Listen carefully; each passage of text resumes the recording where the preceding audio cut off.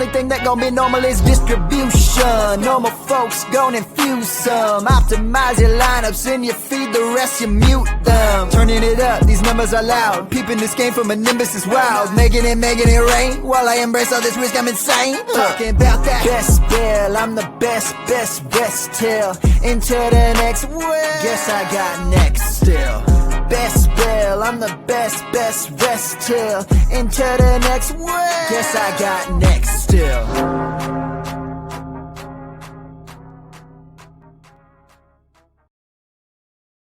And welcome into the Best Bell Fantasy Football Podcast live stream. I'm Bradley Best Salter. Bell, not Best Ball. Not Best Ball. This is Best Bell. Best Bell. That's right. And welcome to the show. We have a special guest. Goes by many names, but a singular reputation. Yes, get out the bells. David Bell, friend of the podcast. I should have put him as the opener. Oh, well. He is the best Bell, by the way, at least the one in the league. But special guest tonight, goes by many names, singular reputation, the Hogfather, the Mind of Mansion, the ADP Whisperer. Ooh. The Content Colossus. Yes. You better have gone to RotoUnderworld. You better be subscribing to all of the podcasts. PlayerProfiler.com CEO, the Podfather himself. CEO, Chief Executive Officer. At Fantasy Mansion on Twitter. That is the only Matt Kelley. Welcome That's to right. the podcast. Yeah, at Fantasy_Mansion. I remember when I tried to get Fantasy Mansion, it was some real estate company already taken it. That was like in 2009. That was a long time ago. Couldn't get it. I probably don't want to know what kind of actual mansion it was advertising for. Fantasy Mansion, yeah. Back in I don't know. Yes, be... but they probably had that. They probably had it parked from before the crash, so it would have been really lame. Somewhere in Central Florida. I'm sure it was just awful. Probably really, really just awful. Plastic, everything, right? Was this rock? Wait, I can put my hand through it? Wait, this isn't stone. What is this? Nope. This is paper mache. How is this $1 million? It's not real. It's all fake. It's it's FTX but it's 7,000 square feet. Goodness gracious. Well, Matt, thanks for making it on the podcast. It's great to have you. I've been an admirer of yours for a while, and I use Player Profiler so much. So to have you here on the podcast, this is amazing. So it's great. It's yeah. I'm even sacrificing. This is how deep of a sacrifice it is. Just for you, I'm sacrificing watching my Packers' undivided attention just for you tonight. You can even see the cheesehead behind me. That's right.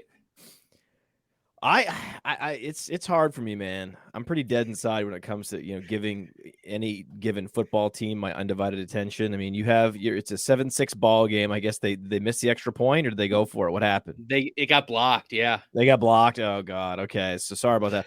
But I have to say, like that, the overtime, Packers Cowboys overtime, that was good last week. That was pretty cool. I was happy. Were you happy that the Cowboys went for it? I know that, of course, you are, because the Packers won. Packers win. That's all I asked for. From an objective analytics standpoint, was that the analytical right move? Because it felt like it at the time. I was like, man, this is a long field goal. They've been getting this. They've been converting this down in distance, or 3rd and 4 all game. Go for it. And then he actually did. I was shocked. And then later I was told that it wasn't actually anything about analytics, that he was just terrified of Aaron Rodgers, that Aaron Rodgers sort of has, is living inside Mike McCarthy's head. And that's really what happened. He has to be living inside his head. It's been years since, Rodgers and McCarthy had their falling out, and don't even okay, you can get me started on McCarthy, but he got lucky, 10 years ago, that Rodgers was hitting on all cylinders, and he just so happened to be the coach. And then, I don't know, it's like what happens when you don't do those soft rebuilds in your fantasy leagues, and you just stick with the players for 10 years, and you trade away all your firsts and your seconds. You got nothing left to rebuild, and you're just stuck there. So, welcome to the Rams. Yeah, they're screwed, aren't they? I mean, they microwaved a championship, and God bless them. It was, I mean, once every 32 years is on every given team, that's their rate of victory. If all else equal, Right. So if you can get a championship by trading some picks, you do it, man. You do it. You always them do picks, it. Right? It's just you got to know, when and where and the right time, right place, and they did it. They had Aaron Donald and they had Cooper Kupp, and it made sense.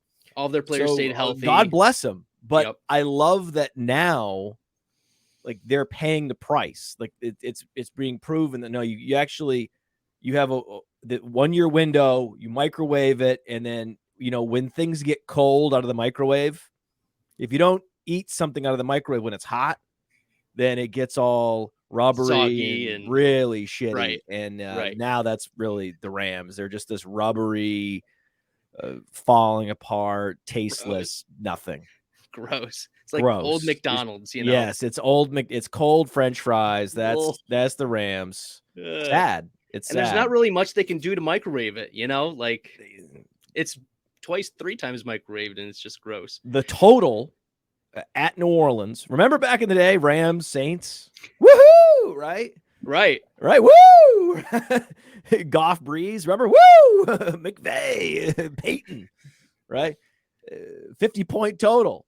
This week, 39. Yikes. Well, when you lose arguably the best wide receiver in the NFL, that will compound it. Well, the counselor didn't think so. The counselor didn't think he was the best receiver. The counselor, he said that if Cooper Kupp finished as the top wide receiver in fantasy, that he would quit. So we were all cheering for this to happen, obviously. Obviously. And then he did. So through 9 weeks, Cooper Kupp was number 1 in fantasy points per game. Right. So, and now he's locked in 23.9 fantasy points per game. Hill, Jefferson could catch him, but he has to run very pure. Jefferson and Jamar Chase has it within his range of outcomes too. Yeah, Diggs not going to happen. Hill not going to happen. Hill's too volatile. They're not going to do it. So, when a technicality, we could be like, hey, buddy, really, it's fantasy points per game. If you play more than half the season and you're number 1 in fit, that really should be the measuring. He was the best. Right? He was the best. So, on a technicality, we could potentially get the counselor to quit, but why would you? It's just it's unintentional comedy. But then it's more comedy. Like, you got to keep him around for more takes like that, because you want to keep manufacturing. It's about the clicks, Yes. So Please. Yeah. He's never actually said anything funny, but the joke is always just him doing he's doing. He's the punchline. He is himself the unintentional shtick. Yes, it's one of the funnier things. and his rant on how right he was about Cooper Kupp and how Cinderella can't go to the ball, and he's willing twice, to fight people over it now. Some cliche about Cinderella twice a year, whatever. You know what I mean? Twice in a lifetime, Cinderella slipper. Like, listen, buddy, it was the worst take, because do you realize how easy it is, probability wise, to be right when saying a particular player is not going to finish at a particular ranking in a particular category at the end of the year? That'd be like if we have odds for that. Yeah. Fournette's not going to be the RB9, right? Imagine if I had said that, or Pollard's not going to be the RB17, right? Yeah, the odds are very high. I'm going to be right. Right. But he was even trending wrong on this until the injury. Ow! Like, literally the only outcome was that he needed to be number 1. So the easiest position to ever take, right? And he was trending toward a just the L of all time until Cooper Kupp's ankle disintegrated. Anytime you go to the IR with an ankle injury, that's not a fracture. It's really bad. Long-term. It's long-term, and it really affects them bad. Even after they come back, it's bad. I don't like 70% of production, even in the first couple weeks back. Like, by that time, like, some people were trying to trade for Cooper Kupp in the comments, and I'm like, no, do not trade for Cooper Kupp. Like, even when he comes back, can you trust Cooper Kupp? Damaged goods. just can't trust him. Damage. He's going to be damage. Good. Look at the history here. We had Des Bryant was putting up, double-digit touchdown seasons year after year, and then nothing. And just whoosh, gone. Ankle injury, foot injury. Michael Thomas. Cooper Kupp was doing his best Michael Thomas impression. Better, right? He was Michael Thomas 2.0. He was really Michael Thomas 2.0. He had the Michael Thomas stylistic power slot, sometimes played outside. Exactly. He had the Michael Thomas style, the Michael Thomas game, and now he's got the Michael Thomas foot ankle situation. It's really all tied together. Where does the foot end and the ankle begin? Can anyone in the chat answer this question? Where does the foot end and the ankle begin? There's no good answer for this. And it's probably that entire area is just destroyed like it was with Michael Thomas. And now hopefully he communicates with the Rams better than Michael Thomas, because Lord have mercy, that was a whole drama. Like, is Michael Thomas ever going to play again? I would say yes. I would say yes. Let's see him on the Patriots. Oh, God, it's going to be one of those sad, like Reggie Wayne on the Patriots situations. Yep. Oh, God. No. Oh, I feel bad. It's like these guys are not going to go away, because he's a tantalizing talent. He's commands target share if he's on the field, and a team is going to take a chance on him. It happens so quick in football. It's shockingly quick. It's so jarring how quick these guys vanish. It's such a brutal sport, and you feel it viscerally, like what's at stake and how fleeting it is and how fragile these careers are when you see these things happen. And you look up and the guy's 30 or he's 29 and you're like, oh, fuck, we might not see you again. We might not. And that'll be it. Like, and Cooper Kupp's 29. It's not like he's 25, 26, and he can come back and have 4 more years of his prime. Like, we fast forward next year, he's 30 years old.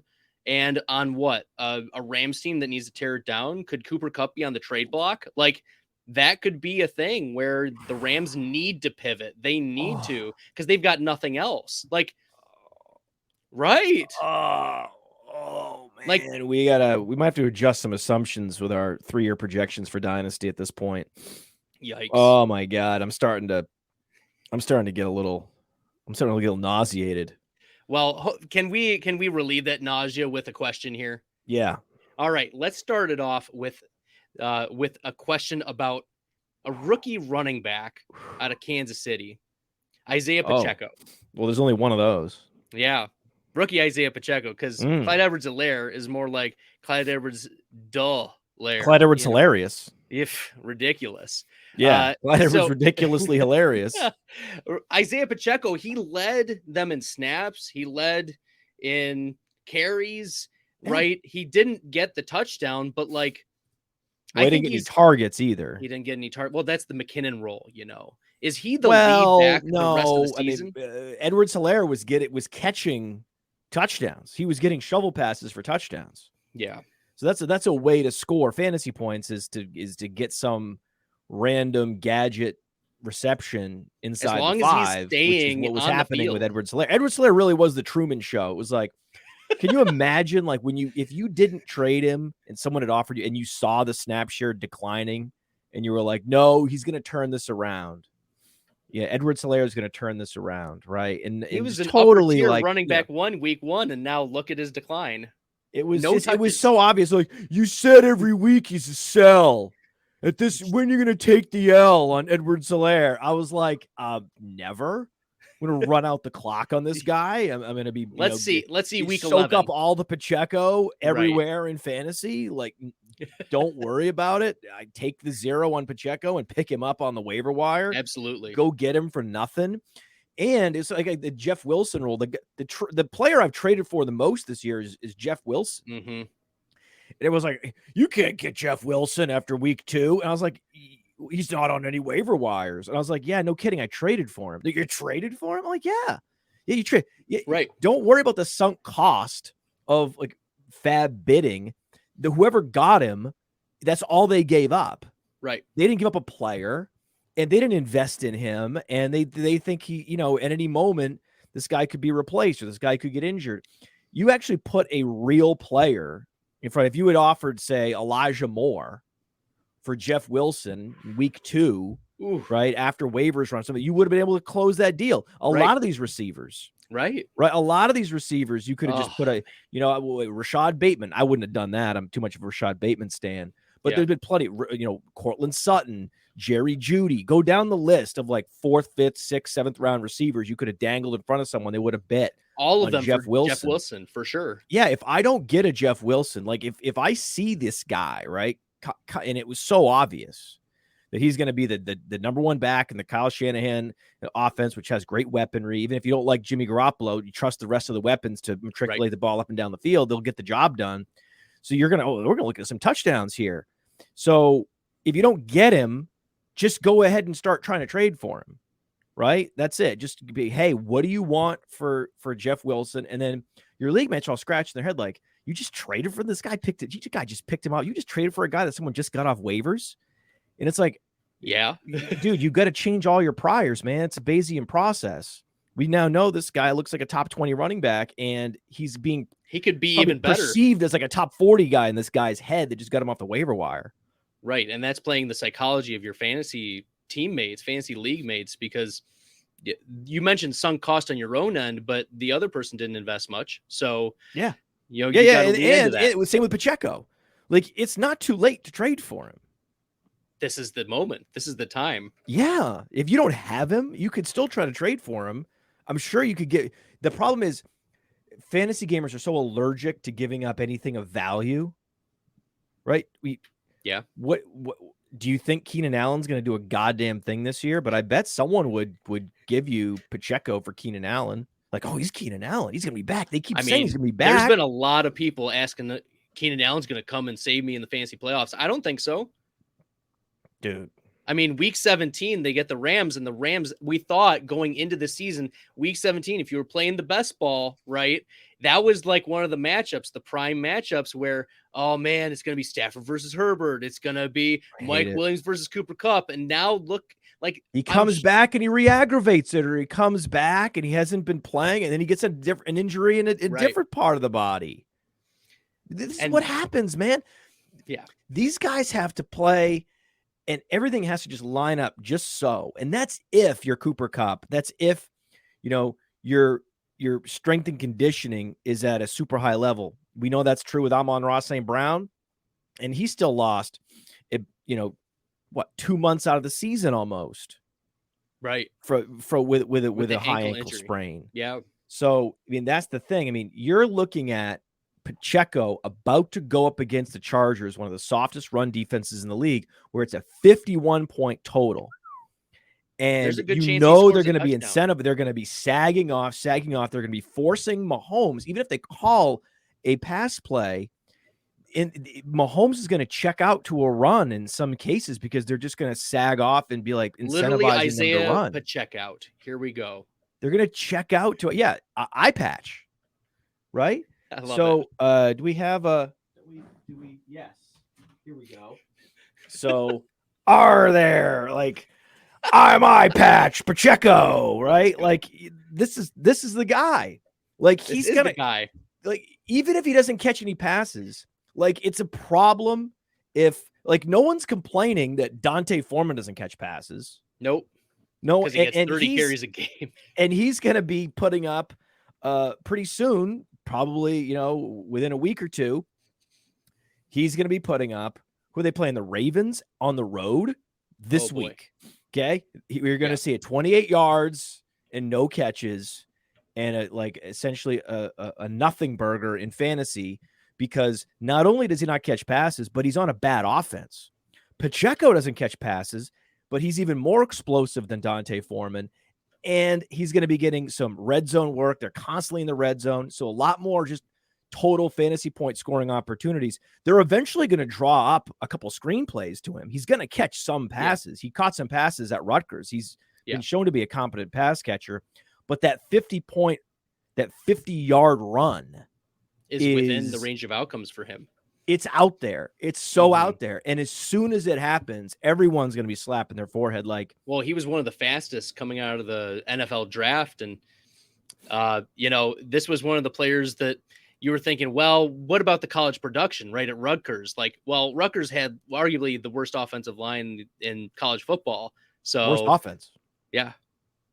So yeah, just putrid. The now poor put guy. him If he'd on been, on the imagine Chiefs. if he had just been at Ohio State. Oh, If he had been at Clemson, right? Oh, I've been playing behind ETN. I finally got my opportunity as a senior, and this just is your chance. shreds. He would have been a 3rd round pick. Day 2. Speaking of a day 2 rookie pick, we have there's been a long going feud between 2 player profiler, either alumni or current staff, Cody Carpentier and Josh Larkey. And Larkey is pro team Brian Robinson, winning the job out of Washington. And what, Robinson had 26 carries this past game? Ridiculous. But Cody is still team Antonio Gibson. Right. And I want you to take a side here, Matt. That's easy. Who are you going with? Antonio Gibson? We'll just go to our dynasty rankings. In our dynasty rankings, Antonio Gibson, similar age, because Brian Robinson was a senior, right? Didn't do anything in college till his final year.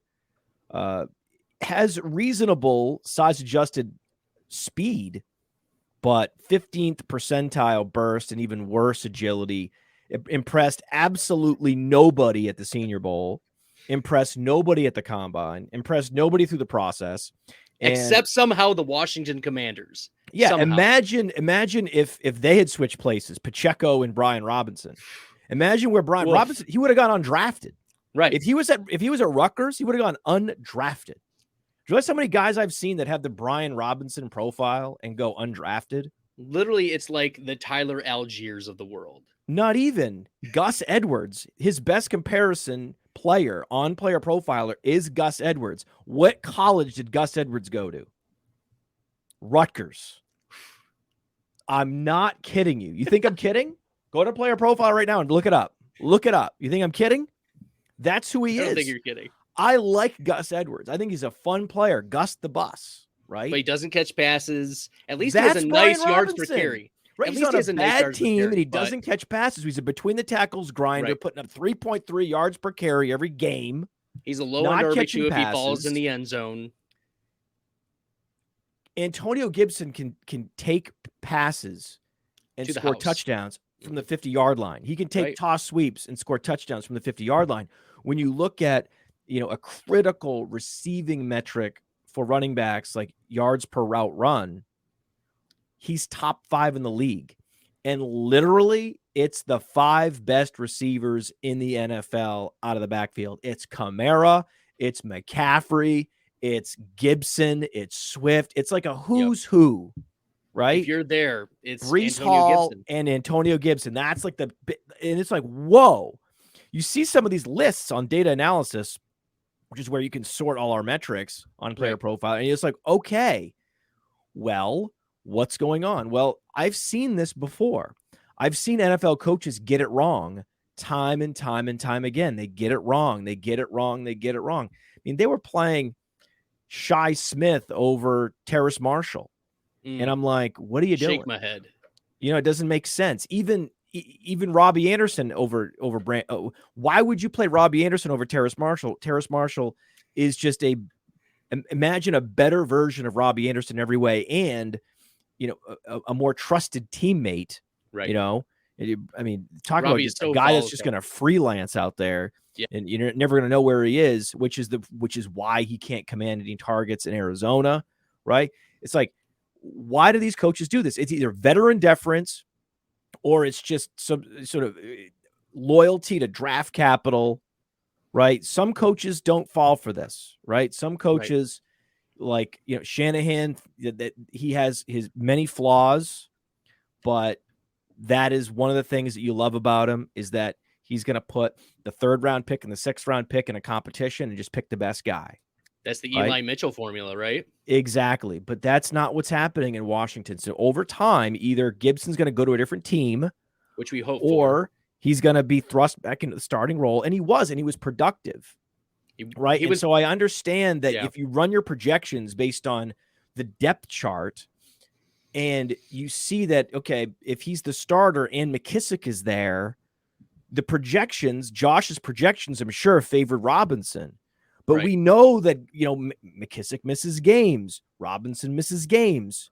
Guys miss games. And then when given the opportunity, can this player give you a spike week? Can this player be useful in best ball? So a guy like Robinson, I'm never going to draft him in best ball. He's never going to be useful. A guy like Gibson will be. So the hope is that they change coaches. They get new ownership, new coaches. Yeah, they get new ownership in there, new coaches, and then they actually implement a meritocracy where they retest these guys in the 40 and they reevaluate their skill sets, and then they'll see exactly what everyone at the Senior Bowl, the Combine, and every has seen the difference between these two players. So longer term, I don't see much of a future for Brian Robinson beyond a Gus Edwards type role. But anything can happen with Gibson just based on the team he lands on and the coaching staff. So there's a lot more upside. Former wide receiver who, as you mentioned, just high juke rate, able to catch the passes. I mean, we saw when McKissick was out last year, Antonio Gibson, top 5, top 7 running back? You can't explain it, right? I mean, there are players that I contend if they were used differently early in their career, they would be viewed totally differently. They would be viewed as superstars, like Jerick McKinnon, right? These are players that, yes, he tore his ACL and he was brought into San Francisco to be the superstar, but remember how his dynasty value popped over the summer? Oh my God. His dynasty value was a straight line up that summer, his first year in San Francisco. And I can guarantee you there is one team out there who sees Brian Robinson, has, however he's done it, subverted Antonio Gibson. And they're like, we got to get Gibson when he becomes a free agent. And they believe in him like San Francisco believed in McKinnon. Right. And McKinnon, again, hopefully doesn't tear his ACL like McKinnon, and you're going to see his dynasty value just. But the cool thing is, we've seen this before. We've seen all these movies before. Like we're like the IMDb. We've seen all the movies, so our dynasty rankings have all this baked in.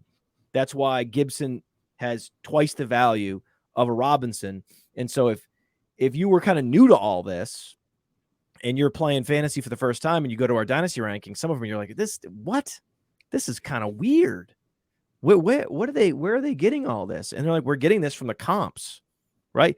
And Gibson has incredible comps, both athletically and with his efficiency metrics. And all these comps for Brian Robinson are dynasty duds. Antonio Gibson, Player Profiler's comp is Joe Mixon. Holy buckets. Do you remember how long it took Mixon to seize the primary back job? Gio Bernard was there, and it was just 3 years. My God. He had his McKissicks and he had his P. Ryans the whole time. Yep. Yeah. Yeah. This is the Joe Mixon formula. It is. It's the Mixon McKissick formula. I like it. Name of the podcast. There we go. Yes, okay, indeed. Let's move on. Did Mixon have a good week this recently? Will Mixon? He came off the bye. No, I know. So, recently, though, has Mixon had any good weeks lately? Oh, any good weeks? Any like a 5 touchdown game or anything like that? 7 touchdowns in a game, close to maybe a 11 record, touchdowns right? in a game. Did he do something like that? That would be close to a fancy record, wouldn't it be? Yeah. Well, who has the record? Is it Kamara? It's something. Yeah, Kamara I think is 6. Something. Yeah, he had something. He was challenged. He was a pretty good week. Pretty good. Joe Mixon, pretty good. Antonio Gibson, also pretty good. Justin Fields, also really good the last 2 weeks. He's been the quarterback 1 each of the last 2 weeks. He's been a top 5 quarterback each of the last 4 weeks. At least he's throwing 20 passes a game, right? That was the worry at the beginning of the year was, when are they going to unleash him? When is Edward Lewis going to unleash Justin Fields? And we've seen him now unleashed, 178 rushing yards, quarterback rushing record. I mean, I think that's just confidence. I don't think that's unleashed. Is it? And he did that earlier in the season, and they called back the 50-yard run with a penalty. So there's been randomness. I mean, I played that 50-yard run on my podcast, and I was like, what if, right? What if this run had counted? How would people perceive this guy? You got to get him, weeks before he had the actual breakout. But I mean, that was pretty impressive. I mean, he had some real stinkers in there. He did. I mean, we're talking about like 70 passing yards and 2 interceptions. I mean, it was crazy. We thought that it was Matt Nagy 2.0, at one point of like how they were using Justin Fields. It was disgusting. It was not good, but you trust the process with these athletic quarterbacks that eventually they'll figure it out. Josh Allen eventually figured it out. Fields is figuring it out earlier than Josh Allen did. And I think if Fields, because we know he has touch on the deep ball. We saw it at Ohio State. We've seen it in flashes. So I think that there's going to be a big week for Mooney coming up. I'm trying to get out ahead of it. That's what I'm hearing from multiple sources, is that Mooney's going to have a big week this week. And I think it's within the range of outcomes. I don't know about you, Matt, but Justin Fields versus Lamar Jackson, is it only a matter of time that Fields can take over Jackson if Fields gets an alpha next year like Smith and Jigba? I mean, I hope so. That would be cool, right? I mean, let's see, where will they be picking in the draft? The Giants, they're 7-2. Bears are 3-7. Wow. So the Bears are the same record as the Panthers. Oh my God. How is that possible? Because they've got a bad defense, Matt. They've got a bad defense. God. The and Saints that's why you got to be in on Justin draft Fields. Picks. Oh, isn't that funny? Yeah. But anyway, yes, that was one of the worst trades. I mean, great, congrats on getting Olave, but one of the worst trades to get one of the best wide receivers that I've ever seen. Like the Eagles, it's a very specific thing right there. But Bears 3-7. That would be a little early to go wide receiver. I don't know. Trade back and get 2 of them. Yeah, I would. If you're going to be in the top 10, unless it's a Jamar Chase level talent, I'm not a fan of going receiver that early. If you can get like a premium edge rusher or a left tackle, I would do that. Yeah, their defense needs a lot of help after trading away Smith and a few other pieces. So he's fine. He's fine. Mooney is really quality. I mean, he's like sort of a lesser. Sort of a lesser Jalen Waddle, right? Yeah, like that's how I think of Mooney. He's sort of like a discount version of Jalen Waddle. And Jalen Waddle on another team could easily be a true number 1, and that'd be fine. So I think there's going to be they can make some free agent moves. I mean, they are throwing a lot at the problem, right? They acquired Equanimous St. Brown. I think he's been like a nice story, but he just doesn't have the build. He's like not, anytime you're like 6'5", 190, that BMI doesn't work at the wide receiver position. He doesn't fast. work in football, period. Yeah. Maybe a quarter. Some flash plays, but that's it. I know, right? But it's just, you can tell like it's not quite. You need to be like Randy. He doesn't need to have like Randy Moss level speed to make that work. So. And then they're N'Keal Harry. I like at least this new regime in Chicago, trying to find the diamonds in the making rough. an effort to get to try out, because eventually you take enough of these receivers off the scrap pile, one of them is going to hit. Well, N'Keal Harry was a 1st-round pick for a reason. Dante Pettis was a 2nd-round pick for a reason. Like, it seemed like Pettis just couldn't get out of the doghouse, and then it ruined his career in San Francisco. So, God, Pettis gives me PTSD, because trading him was one of the first dynasty trades I made, or trading for him. That was a mistake. It's perfect though. And for fantasy, what you want is a true number 1, no number 2 of consequence. Claypool, just forget it. And then you have the tight end. So you have a pass catching athletic tight end with a receiver with speed that can stretch the field. That's the perfect combination. Like that's what we were going to have with Lamar, with Andrews and Bateman. So it's a real shame we didn't get, because that's the perfect, when you have a mobile quarterback, that's the perfect combination. Wait a minute. With Lance to have like a Debo and a Kittle. Yeah. I mean, it was that's for fantasy. little bit crowded with Ayuk in there too. But that's the thing with fantasy. If it's just the two dudes, then everyone can eat, right? Right. I just and that's the thing with realized the this. Eagles. Yeah. The Eagles right now, I'm very, very bullish. I know they're injured and so they're not. They're at least practicing on a limited basis. But I was not bullish on Devontae Smith up until this moment. So I'm feeling like I'm going to be right on Devontae Smith every step of the way. Like he's going to be super volatile. You're never going to know when to start him. He's best ball receiver. Sure enough, he's wide receiver 25 with and he's had a number 1 finish. Yeah. Number 1, number 119, number 54, number 12, number 54 again, number 69. Well, the pass volume is so low, it's going to be either AJ Brown or Devonta Smith, or you remove Goddard from the offense, right? And now you're down. You've whittled down the target distribution, the reasonable target distribution, just to these two guys. So now it's you can get very bullish on these guys for DFS, especially. I love playing AJ Brown and Devontae Smith in DFS. Certainly stacking with Hurts, but even when you don't stack with Hurts, yeah, just playing them solo, like you're gonna play Hurts naked too. You don't need to play Hurts naked. The only quarterback I really play naked. We invented a new kind of stacking this year. We have a show called the Stack Fest on Roto Grinders with myself and Eric Beimfor and Dario Offstein. We invented a brand new type of stacking where you play Fields with two of the receivers on the other team. Brilliant. It was brilliant. We played Fields with Hill and Waddle. It was genius. So how badly are fantasy managers who had Ertz and Goddard, how badly are they screwed in fantasy moving forward?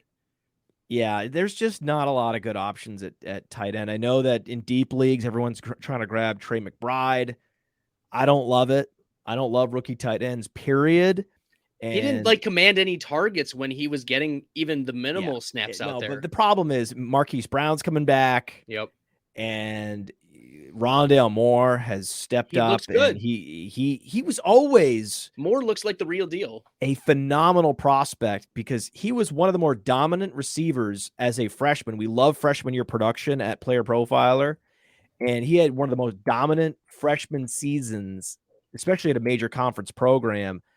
Age 18 at Purdue, the guy was a complete monster. He put up 1,200 plus yards on 114 catches as a true freshman. That is incredible, with 750 special teams yards. So the guy put up, this is a true fact, he put up over 2,000 scrimmage yards as a true 18-year-old freshman. That's how you know he's good. He's freaking good at football, bro. Okay. And now they've decided, wait, if we target him, it's a good idea, Cliff. So now they figured that out. And you know that there's the great rapport with Brown and Kyler, and Hopkins is back. There. So he is back. Someone needs to explain the math to me on McBride. I don't see it. But I also don't see a lot of great options either.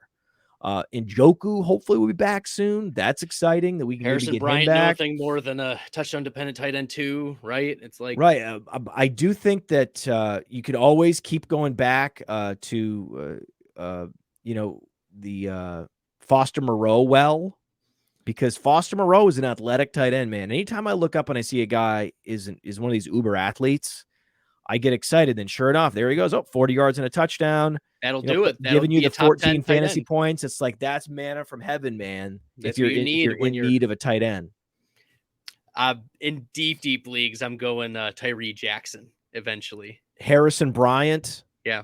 That's another great, he's not as athletic, but that would be a bridge to Njoku. Award a couple years ago, right?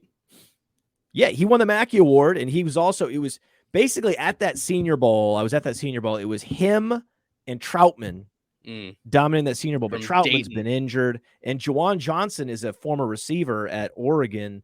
He's athletic, and he's more of a move tight end, but in an offense that's devoid of talent outside of Chris Olave, it makes sense that Juwan Johnson would put up points. So I actually prefer, like, for example, if I had to stream somebody, probably would go Juwan Johnson over Trey McBride.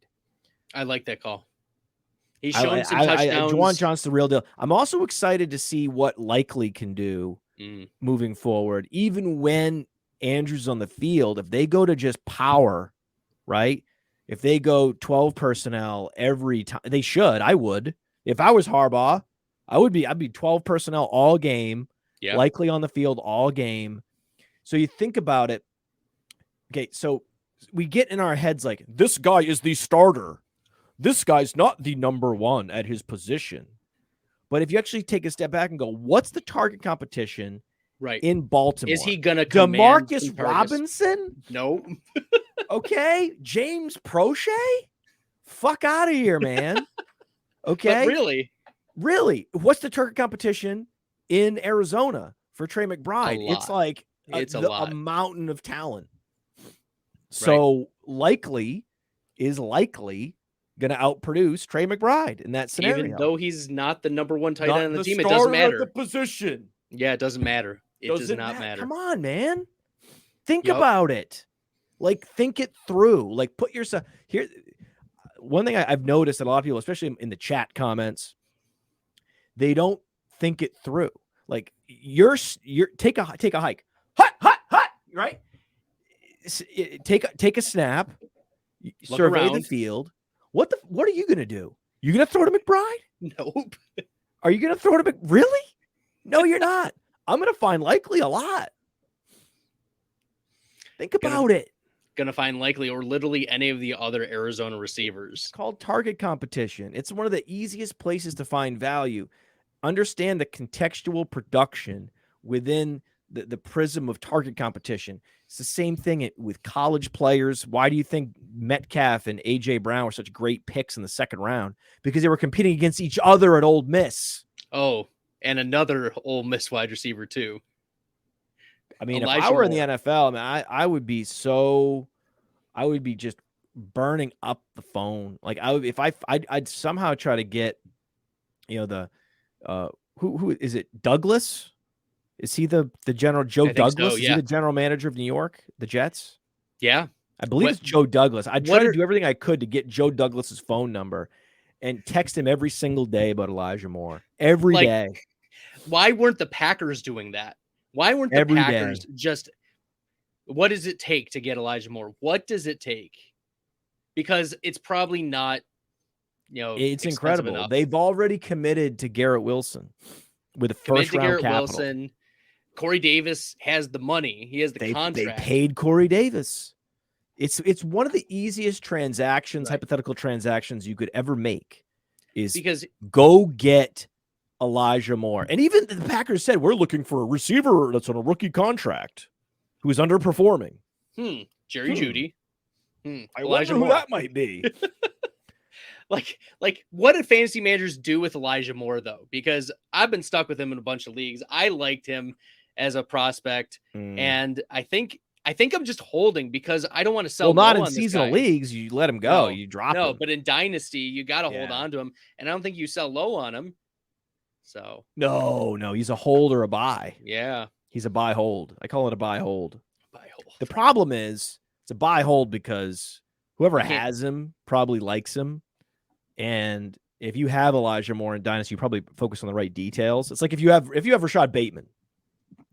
Whoever has Rashad Bateman at this point in your Dynasty league is smart, knows what they're doing. Like he's like top 10 in all the key metrics, like yards per route run.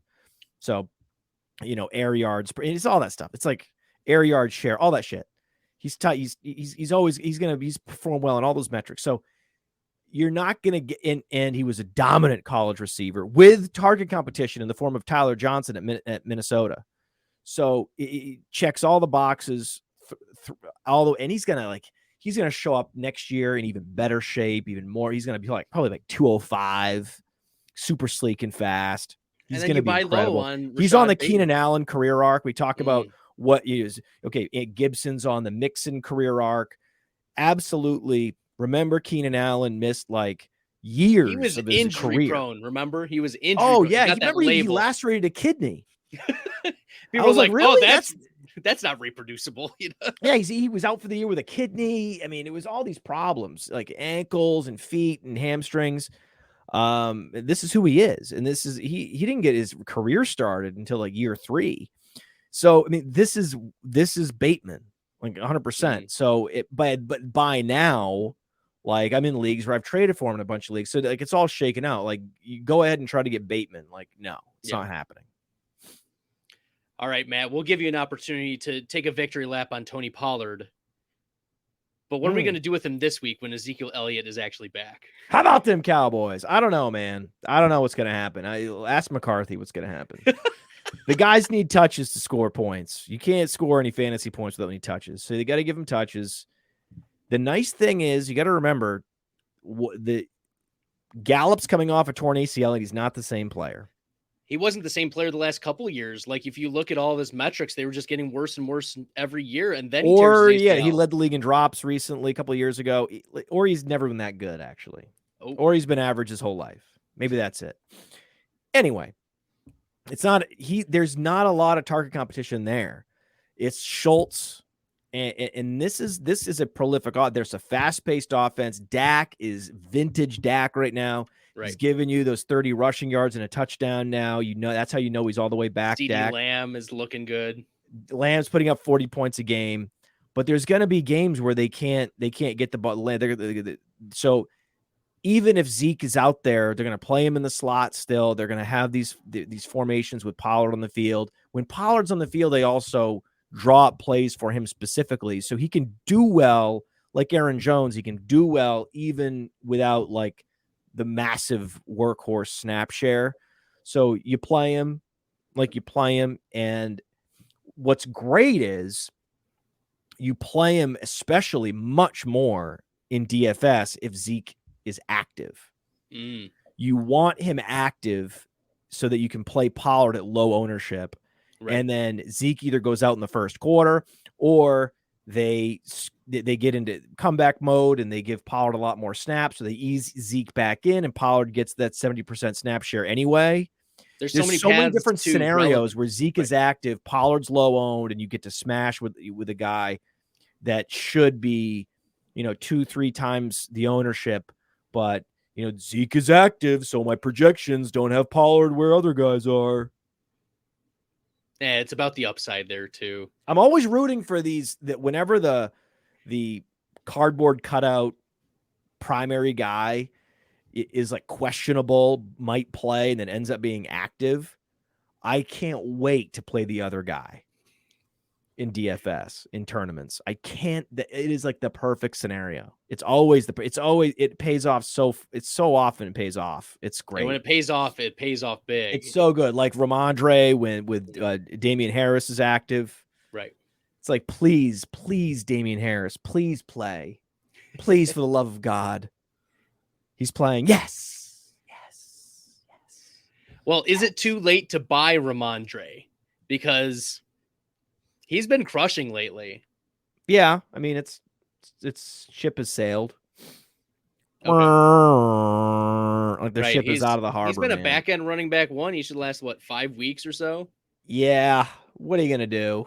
You got him cheap or yeah. I mean, you're not gonna in dynasty and in seasonal leagues. You're gonna have to give up a lot for him. I mean, and he's going as a 2023 mid first that on Keep Trade Cut. Damian Harris is gonna be back, and he is gonna eat away at Stevenson's goal line work.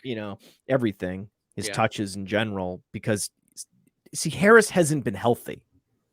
So they come out of the bye. Harris will be much closer to a 50-50. This offense is not that great. So what happens is, whenever fantasy gamers start fixating on the guy's brand, right? It's like, some nice restaurant in the shitty area of Times Square, right? And there's like piss and, scallywags all over him, and there's one nice restaurant. It's like, listen, guys, look at this place. I don't want to go there. No, you know what I mean? No, like you love look at the area it's in. This is not actually a great environment to have dinner.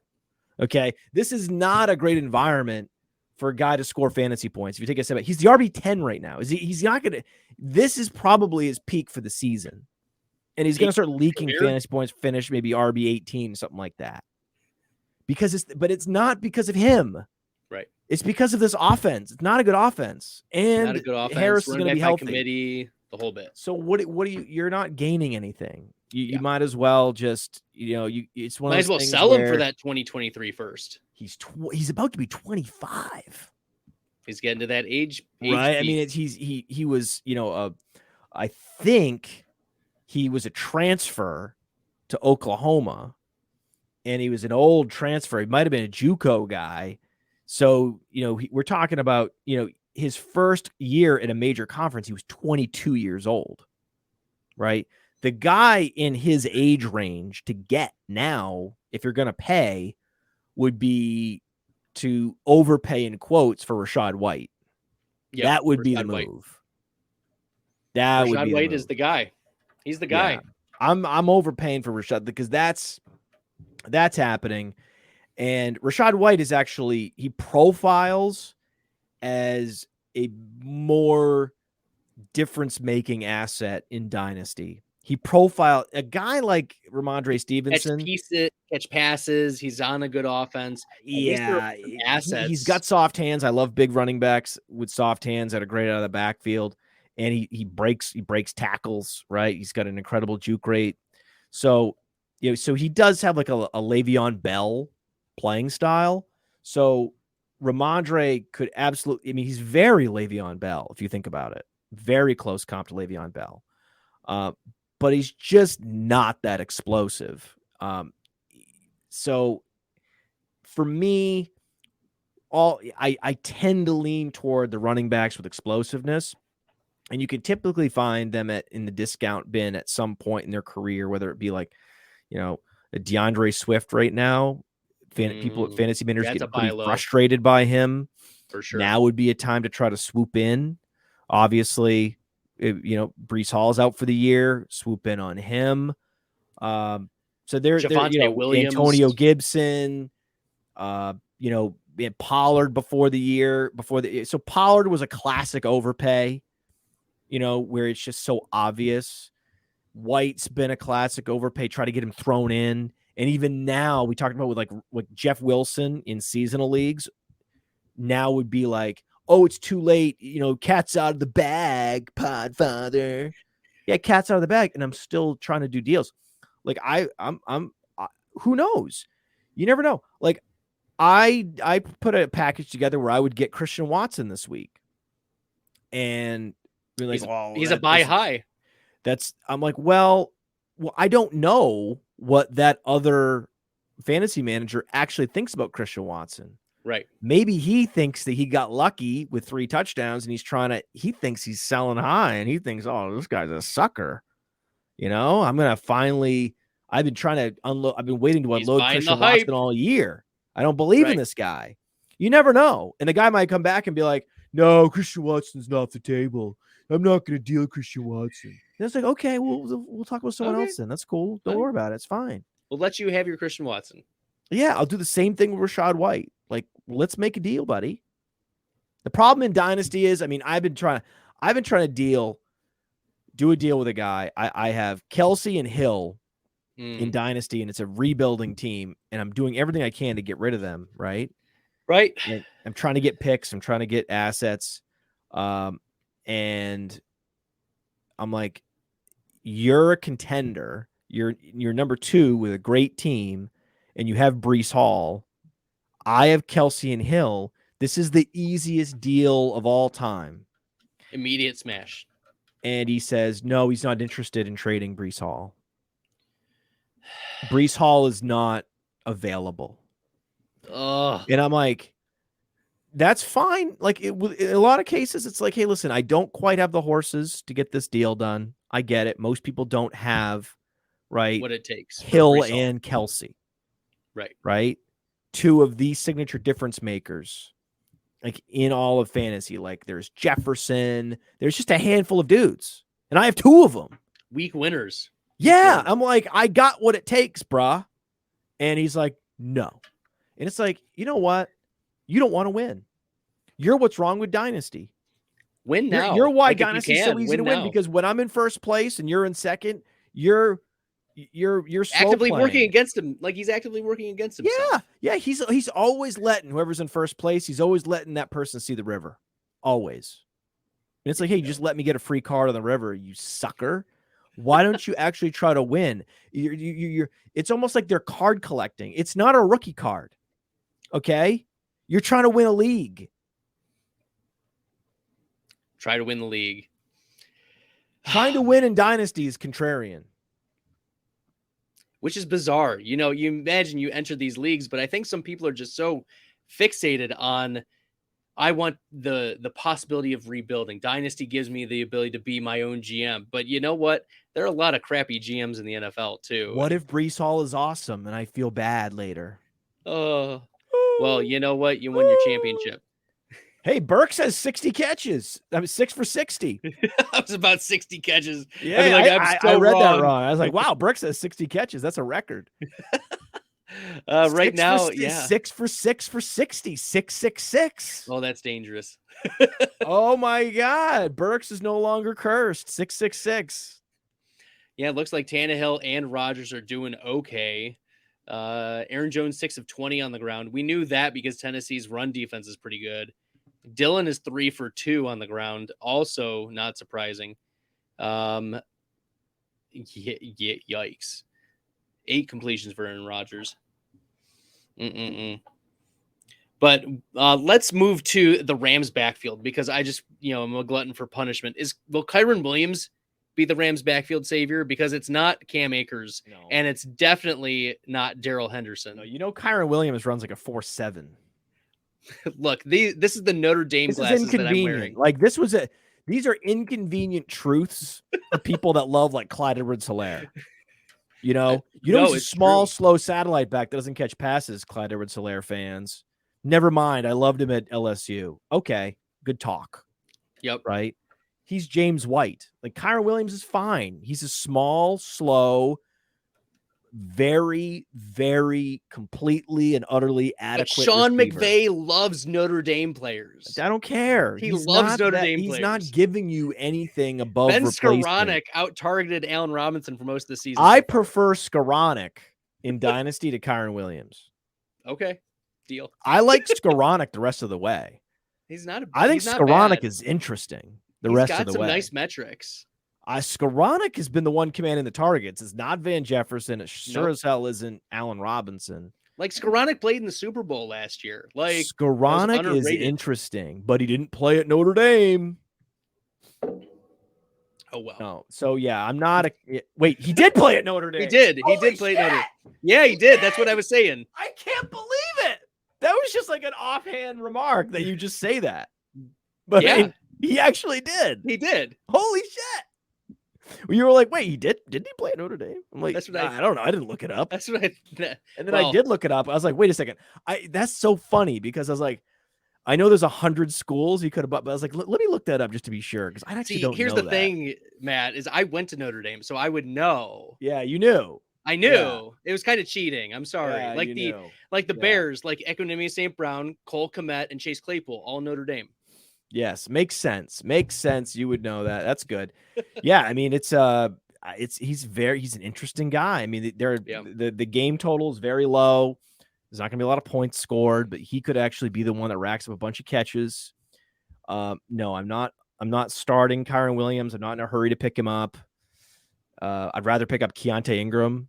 Keontae Ingram's way more interesting, because Keontae Ingram actually has size. He has receiving skills. And James Conner isn't great. Earned the trust of the coaches. They're like, Eno Benjamin, goodbye. So that's a great example of, coaching. The coaches tell us. The coaches are telling us. And just their profile and their comps. Like, why do I know Gibson's better than Robinson? This is how. Like, how do I know Ingram's better than Kyren Williams? And, people will ask me, like, how are you so confident in some of these takes? And I'm like, because we've been doing this for many years, and we've seen, like, it never fails. I mean, of course it fails. Like, certainly it's possible that but they fall within a certain range can turn to dust for lots of reasons. Like Cam Akers ruptured his Achilles, and he refuses to learn the playbook. So if you refuse to learn the playbook, you rupture your get the Achilles and Kadarius Toney you treatment. won't work out with the team, right? Then okay, right? Then you're then okay. Like you're not gonna you can comp to every you can comp to Lawrence Taylor all you want. No, I mean, sorry, LaDainian Tomlinson. Imagine if he comped to Lawrence Taylor. That'd be great. That'd be wild. That'd be really. I wonder who's a running back. I think that comps, but maybe could be Pacheco. He's a slasher. But anyway, so there's certainly outliers, but what you won't see is you won't see an Edwards-Helaire ever.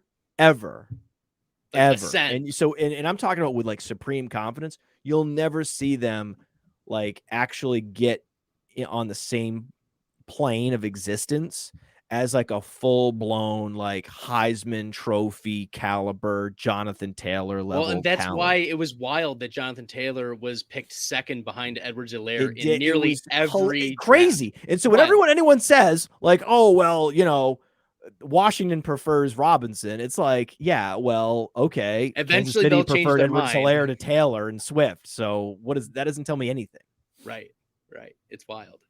All right, it's a signal. It's interesting. It is. And you can like, why did Pacheco fall the 7th round? Well, we have our answer. It was the incompetent Rutgers offense, but he was still the team captain. The coaches loved him. His teammates loved him. He didn't transfer like everybody else. There's something to be said for that. Well, let's move on to an Indianapolis Colts wide receiver, Paris Campbell.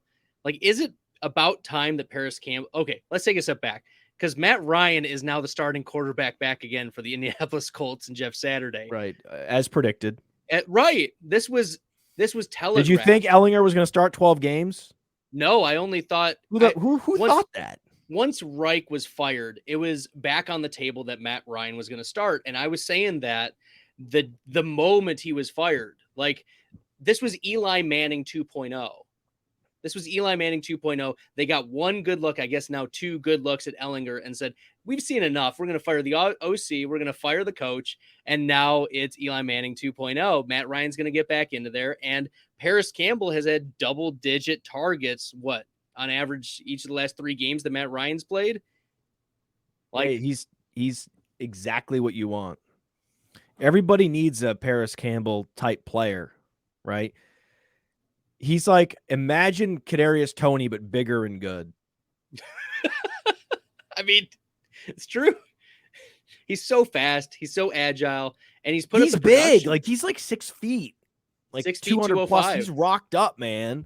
Like, he's the real deal. Like, you get a field stretcher with size. Like, he was more productive than McLaurin when they were. Remember the whole notion of target competition. Like, whatever Brown did at Ole Miss, made whatever DK Metcalf did more impressive. Whatever, McLaurin did reflects well on Campbell. So we knew this. He just broke his arm. He broke his leg. He broke everything at some point, right? Shattered his shoulder. Foot fractures multiple times. Yeah, it was really sad. Like, the guy, hand fractures, hamstring strains, ab strains. Like, God help us. Yeah, Paris Campbell, like abductor, whatever that is. So when a guy can finally get healthy, and it was just sort of he'd just stop walking under ladders and back of cats. Like, this is what happens. Donovan Peoples-Jones, like, these are it's just not surprising that athletic players perform well in who'd have thought a game where you have to compete athletically. I mean, really, against another athletic player. If you're more athletic, you're gonna win more often. Like, that just it fits. And Paris Campbell, how easy it was, how fast everyone just decided they didn't want anything to do with Jarvis Landry ever again. Oh, and then that's because he's a volume fueled possession receiver who, is, again, very gutty and gritty and tough and all those things. But I mean, you saw it. You saw why he was productive and no one was like playing him in DFS and tournaments. Like that wasn't a thing anyone ever did. Buy low. He would command a target share. It was like a cash game value play sometimes. That's because the guy can't break away for long touchdowns. And that's what makes all the difference. That's what creates spike weeks. That's what you want in best ball. That's what you want in DFS tournaments. This is what Paris Campbell delivers. This is why he was the best pick in the double-digit rounds, the late double-digit rounds in best ball. He was the best pick. All year we had him as the best pick. Always Paris Campbell. It's obvious. Right now. Obviously. DraftKings, he's wide receiver 28. Yeah. 4,300 right now. And Donovan Peoples-Jones, same thing. Donovan Peoples-Jones is about to get. So if you're looking for the next Paris Campbell, it's Donovan Peoples-Jones. All he's doing, he's going 4 for 4, 5 for 5 with Jacoby Brissett, giving you like 100 air yards a game. And then he's going to get Deshaun Watson, one of the best deep ball passers in the league. And Deshaun Watson's like going to make him Will Fuller. Oh, you'd love to see it. It's going to happen. My bold prediction. Yeah, these are my two favorite plays. Like I like Christian Watson, and I know, again, he got the touchdown. Right. But you can't trust that 40% I don't like Aaron Rodgers. I don't like the Packers offense. I don't like that Alan Lazard is not like traded. Like he's on and right now we're looking at 5 targets for Lazard, 1 for Watson. So that's why it was like a contrarian take. It's like, you prefer Peoples-Jones and Campbell to Watson on the waiver wire? It's like, yeah. Do you know how slow and shitty the Packers are? So slow. Do you know what's about to happen in Cleveland? And plus the weather. Have you been watching Paris Campbell? They should be watching Paris Campbell. He's been crushing. And yeah, it's all of those wide receivers. Donovan Peoples-Jones is my bold call to outplay Amari Cooper this year. And it's not come to full fruition yet, but is it within the range of season's not over, and we've seen Amari Cooper have 0 games. And Will Fuller had a run where he was, for 5 weeks, he was out producing Hopkins. I was laughed at. I was laughed out of my own podcast making that bold call. But we're here for some spicy takes. Yeah. Okay.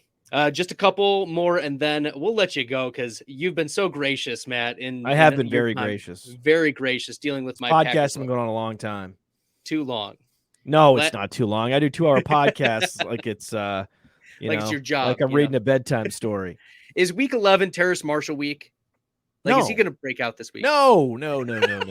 Baker Mayfield's back, the 3rd string defensive tackle for the Carolina Panthers. No. I wish. Didn't we get? Do you know how many implied points the Panthers have this week? I can look it up. You should look it up. We have it actually on playerprofiler.com. We put the implied points right there. Cripes. Okay, let me just tell you, they had the lowest implied total probably in the season. Vegas believes the Carolina Panthers are going to score 14 points. Okay, so here's how it works. Here's how projections, and here's how it works. You guys want to be like top 10 in Fantasy Pros? Easy. Write this down. You want to be a full-time fantasy analyst? Come work for Player Profiler. Here's how you do it. You sit down, take the implied points, right?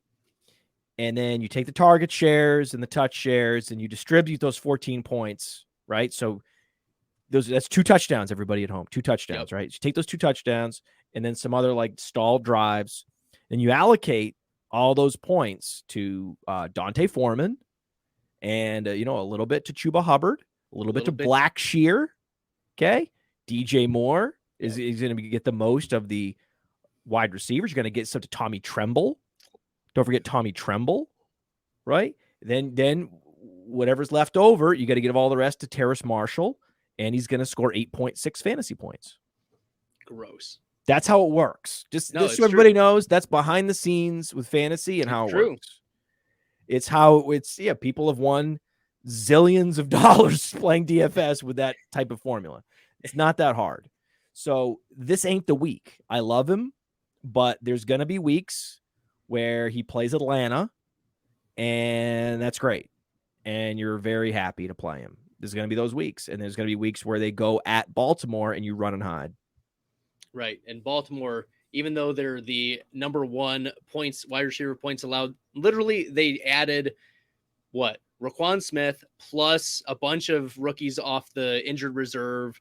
Plus, they're getting their secondary healthy. Like that. Yeah, stat Marlon is Humphrey, so is he healthy this week? I think he might be. I think he is. Like So those stats are deceiving. So we have cornerbacks on Player Profiler, and the match he's it says he's matched up with DJ Moore. That means he's healthy. So if Humphrey's back, like whatever the fantasy points allowed to wide receivers, that was because they didn't have Humphrey. Right. So Humphrey's so like good. everything changes. It's the whole reason why without Chidobe Awuzie, you actually do want to play receivers against the Bengals. Mm-hmm. So look at what happened with Amari Cooper. Dude crushed. Right. So this is the week. You want to play a receiver that's exciting with upside, that plays on the outside with athleticism. I give you George Pickens. That's the move this week. It's not Terrace Marshall in DFS everywhere. It's Pickens. The Steelers have a hell of a lot more implied points this week than Carolina, and the Bengals defense is, in worse shape at this point, just because of the health of the secondary in particular, than Baltimore is. So these are the little details. I mean, that's the thing. It's all there. It's on Player Profiler. You can go to Marlon Humphrey. You can see that he's matched up with DJ Moore and be like, oh, he's healthy this week. Okay, I guess my assumptions about this defense are not necessarily 100% aligned with their personnel. Okay, you make these changes. Oh, what does Vegas think? Oh, well, Vegas thinks this is going to be a blowout, warning us. Yeah. Right. And so when Carolina puts up 6 points, right, when they go under that implied total, when they put up 11 points or whatever it is, 11's a hard total to get to. That's really tough. That would be real hard. They would need a safety or something. But if they put up 13, right, 2 field goals and a touchdown, that's you're not allowed to be surprised. And that one touchdown will be like, some random screen pass to Blackshear. Because of course it is. Of course. So you shovel pass to Blackshear, whatever. The bottom line is gross hell, and it's why super smart people do weird shit, like start Skoranek over DJ Moore. Right. Like stuff that like no and then you end up being right. It's not just that. It's no normal person would ever do that.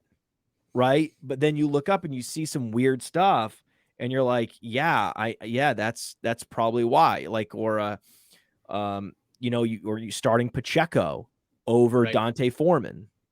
Yeah. Right. It's like, oh, but Dante Foreman was really good and Pacheco hasn't done anything. Hello, McFly.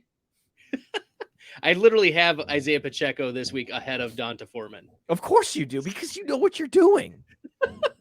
Pacheco at 27, Foreman at 30 this week, as wild as that sounds. Listen, it's almost like I know things about where people have people. We know. The Podfather knows things. Just ask Jonathan Taylor. All right, last question, and then we'll let you go, Matt. Jaylen Warren, is he the new Tony Pollard? No. What? No. If Dallas had an even worse offensive line, a rookie quarterback who was unproven, and Jaylen Warren was not as explosive or as good in the passing game, then yes, because I think Najee Harris is similar to Zeke right now because Najee Harris isn't healthy.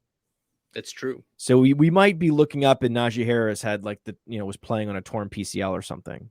Liz Frank, I think that was re-aggravated a couple weeks ago. Whatever it is, something. It's so I think that's what's happening, but it's an apples and oranges situation. Like he's not the same guy. He's not a similar player. I think the best comp for Pollard so far this year, and it's really sad, was Herbert going to IR. Herbert was a guy that we had pretty high in Dynasty, kind of discount Rashad White type. Because it was just Pollard, like the horses were out of the barn with Pollard, and then it was like, who's the next Pollard? It's like White or Herbert. Right. I mean, we saw what Herbert's ceiling was last year and this year too, and it's the running back one even without catching passes. Herbert's he's so chiseled and strong and good and great. Super, super nifty player. I love him. That was a gut punch.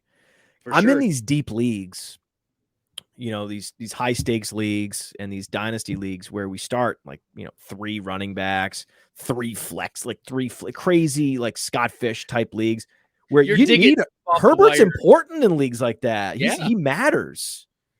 You're usually playing him every wide receivers in the flex, but you're starting Khalil Herbert in the flex. I was starting Herbert, man. For sure. Oh yeah, I was happy. And then so that was a real gut punch. I just ended up with a lot of Herbert this year. He had a 30-point week. Yep. He had multiple 15-point weeks. So and those 15-point weeks were with less than a 50% snap share. He was not getting. I didn't care. I was starting him. Fuck it. Right. So that'll do it. Because the Alfred Morris corollary, it was cool. Josh Larkey, formerly of Player Profiler, he interviewed Chris Johnson, and Chris Johnson explained how Fields and Lamar, they freeze linebackers and they make it life easier. Right. Imagine Devin Singletary if you didn't have Josh Allen. I mean, he would be Clyde Edwards-Helaire. He's not that good. He's not good. But he didn't have the draft capital, so at least you weren't buying him in that way. But yeah, exactly. But I'm just saying, there are certain players we know, they're never gonna pop in Dynasty. At no point were we ever you're gonna get Singletary. He's benefiting from the Alfred Morris corollary. Right. Where everything is easier if you're behind Josh Allen. Everything's easier if you're behind Justin Fields. And so Chris Johnson really explained this really well, and how the running lanes really open up in the, when you're running the option. And so it was a cool thing. And we know it, we see the efficiency numbers on these types of running backs. That's why I'm not calling it. I'm not calling in the corner on J.K. Dobbins. J.K. Dobbins needs to be picked up. He needs to be stashed in seasonal leagues. He's on way too many waiver wires. If your league is an IR, what does it hurt? You've got an open IR spot. If he does nothing, he's just holding an IR spot. If he does something, then you've got a high-end RB2 with RB1 trade, upside. Get him thrown in. Yeah. He's gonna be back, right? I mean, it happens, man. Some of these guys rushed him back, or something. Remember, Rashad Penny had a sick last 6 weeks of a season after he was thought that his knee was never going to be the same. And this happens all the time. His knee's not the greatest knee, but all you need. Can he have a great 6 weeks? Yeah. Yes. Especially with Russell Wilson freezing linebackers. There we go. Freeze the linebackers. Matt, it's been great having you on. I appreciate it. And make sure that you're following Matt Kelley, the Podfather himself, at Fantasy_Mansion. Player Profiler. Make sure that you are getting all those subscriptions there. I mean, there's free stuff too. Use the free stuff. So much free stuff. The subscriptions. Too much. I don't even know. There's too much free stuff. That's what they tell me. How do you even stay in business with all the free stuff that you're giving away? I don't know. What are the promos you got for? I don't know. For the I people? Sleight of hand. Shell game. We make it happen. No, the subscribers we have a lot of subscribers. We have many, many, many thousands of subscribers because we have the data analysis tool. We have the Dynasty Deluxe, which has Trade Finder, look up trades in leagues and analyze your trades. And we have our rankings. We have offensive line rankings. We have cornerback rankings. We have the best rankings. We have. I think about the high stakes guys that help us out. Theo and Muzio. I mean, it's a very high IQ place, and the content is really good. That's free, and then the premium stuff is even better. Our draft kit, all these things. So that's how. It's not. There's a lot of sites that are that have subscription services that are just sort of doing just enough, right? And the way our free stuff is like above and beyond. I can't believe all these articles are free and all It's these literally player tip pages. of the iceberg. Like if that's free, Like what's the underneath. premium stuff is the same thing. It's like I can't believe there's all this stuff, Like, so, we're already rolling out, like, we're working on like rookie rankings for next year, and it's like, it's that kind of thing. All right, wonderful. Well, good luck to my Packers. Thank you, Matt. Appreciate it. Yeah, I don't care what happens to Aaron Rodgers. He can lose all the games as far they're what is it, 20-9? Oh God. Is it that bad now? This is the real Packers. No. This is what we're talking about. Christian Watson, one target. Derrick Henry pass. This was to what I Austin was Hooper. worried about. Goodness gracious. I told you. Oh God. Temper turn down the bid volume. I mean, I saw some crazy bids on Christian Watson. Lord have mercy. Pretty dumb. Love it. Right. Love the player. We love athleticism. We do. But I mean, it depends on the context, how much you want to, when you're looking at just pure raw athleticism, contextually, the ramp up to, big time difference maker, consistent, top 25 wide receiver weeks, the probability of getting that out of a Donovan Peoples-Jones is like many times more likely than getting that from a Christian Watson. That's the show. Bye, everybody.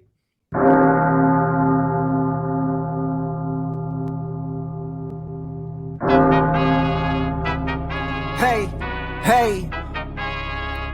Really the only thing that gon' be normal is distribution. Normal folks gon' infuse some. Optimize your lineups and you feed the rest, you mute them. Turning it up, these numbers are loud. Peeping this game from a nimbus is wild. Making it rain. While I embrace all this risk, I'm insane. Talking about that best bill, I'm the best rest till into the next world. Guess I got next still. Best bill, I'm the best rest till into the next world. Guess I got next still.